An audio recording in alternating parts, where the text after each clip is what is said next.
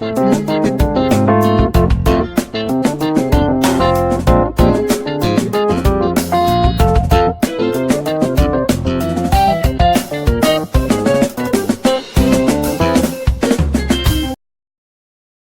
everyone. You are welcome to Anchor Network, where you get reliable and authentic news that are so crucial to you. I say big thank you to everyone who has been part of this channel and who has taken time to subscribe. And if you are yet to subscribe, I say please click the red subscribe button and also the bell icon. The bell icon will allow you to get notified anytime we publish any news. According to this writer, he says nobody is sabotaging Buhari, and you can see this news from Guardian Nigeria. The Vice President, Professor Yemi Osinbajo, doubles as a pastor in the Redeemed Christian Church of God, headed by Pastor Enoch Adeboye. The church has gained the attention of politicians because of its widespread numerous churches throughout Nigeria. Beyond that, Adeboye is more political than many Nigerians know. In those days, he chased in on the prevalent belief that the late President Umaru Yar'Adua Musa, who was elected in 2007, was out to transform Nigeria. He therefore predicted that Nigeria, evil people shall never rule you again. Many, probably most members of his church made it their phone ringing tone for some years, until I called the attention to the fact that the worst evil people started with Yaradua, who started the unjustifiable war against the Boko Haram Islamic sect community of men, women and children that did not attack anybody until attacked, followed by his deputy, Goodluck Ebele Jonathan, who took undue advantage of his death to truncate rational presidency and compounded the Boko Haram crisis, leading to catastrophic bombings. Then the current president, Major General Muhammadu Buhari, aggravated the war against Boko Haram and adds protection to the Fulani herdsmen terrorists, leading to heightened carnage and economic destruction of Nigeria. So, which holy people have ruled Nigeria since Adeboye made his prediction many years ago? After GMB and Osinbajo have committed wanton destruction of human lives and economic resources, 2015 to date, September ending 2019, Osinbajo is now claiming that saboteurs and fifth columnists are responsible for the retrogression of Nigeria. Yet, to support the re-election of GMB and Osinbajo, Adeboye predicted that Nigeria's currency will soon become a hard currency. I take cognizance of how he's politicizing his Pentecostal ministry. Osinbajo said he owed his becoming the vice president to Adeboye's prayers. Nigeria holds the worst carnage and economic destruction to GMB and Osinbajo, who aggravated the war against Boko Haram and protection of the Fulani herdsmen terrorists. GMB doubles himself as the petroleum minister and is recovering looted funds without accountability for anything to anybody, only for Osinbajo to be accusing saboteurs. No conscience. GMB surrounds himself with his fellow six-surfing people: Osinbajo, Ahmed Bola Tinubu, Adams Oshomole, Lai Mohammed, Rotimi Amici, Ifakayode Ifayemi, Chris Ngige, Samuel Along, Festus Keyamo, and so on and so forth. Osinbajo has gone from saying that Nigeria would attain greatness in 10 years to accusing anonymous saboteurs of being behind the failure of their own government. So how will the saboteurs allow his 10 years prediction to sail through? Omoyele Sowore is accused of insulting GMB. What about GMB perpetrating corruption, carnage and economic destruction of Nigeria? After human judgment, divine judgment will follow. Sooner or later, border closure favors GMB and Osinbajo who fly, not the economic community of West African or common Nigerians who are stranded due to closure of the borders. Nigeria rulers and their cohorts are too self-centered to know that what the common people are going through. How can border closure substitute appropriate measures? Arbitrariness is the rule which Nigeria rulers apply to issues political, economic, and religious, leading to the war against Boko Haram, protecting of the Fulani herdsmen terrorists, and persecution of the Shiites. God will punish those responsible for Islamic and Christian imperialisms, insecurities, and worsening economic situations in Nigeria. Throughout 2018, GMB kept promising that Leah Sharibu would soon be released.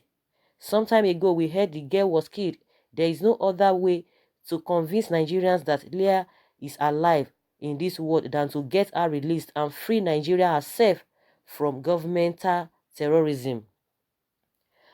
Professor Olajide Oyeniran Abioje wrote from University of Ilorin, and it was published by Guardian Nigerian. The person that wrote this article is Professor Olajide Oyeniran Abioje from University of Ilorin, and that is exactly what this man has said.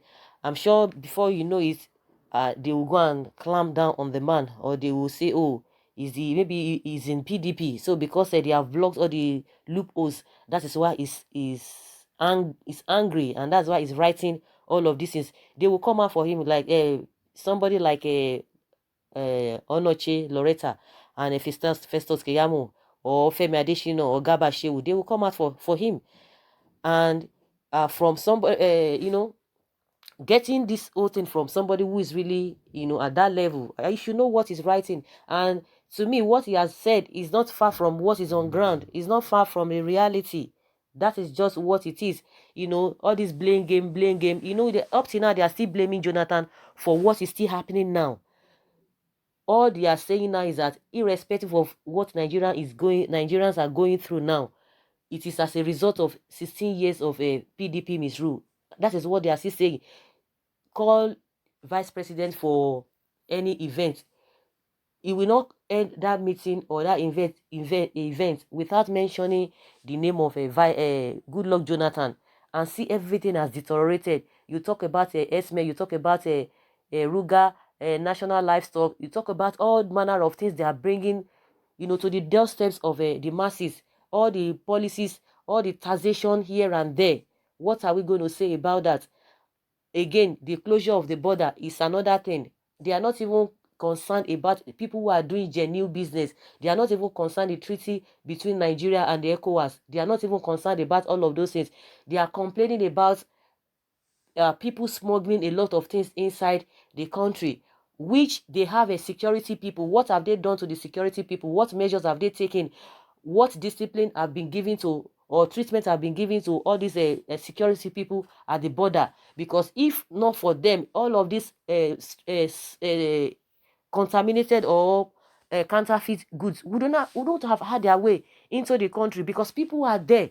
People are supposed to be there monitoring all of these things, because they failed in their duties. That is why a lot of all those contaminated or counterfeit goods find their ways into the country. So what have they done to those people? Nothing. The next thing, they just close down the border, because normally goods are supposed to, and human beings are supposed to come in freely, in as much ECOWAS whatever is concerned. You are just blocking it, not minding people who are really genuine in doing their business. Those ones, they have lost a lot. They've lost fortunes, and the government is not even bothered about that. What they are preaching now, that they are concerned about, is the revenue they are making, from the port, and and what have you. So this professor has said a lot, which is not totally different from what we are experiencing concerning Adeboye, to concerning how they have been political, concerning all these prophecies here and there that most of the time they don't even come to pass. People will be wondering. I could remember vividly in 2015 or 2016 or so. That was when the prophecy was made, that everything is going to the everything is going to be fine within that year and all of that, because that time it was really, really tough. I think that was when we entered into recession, when Nigeria entered into recession, and there was this prophecy from Adeboye then, everything was going to be fine, things will turn for the better, the currency will be this. Everybody was hoping.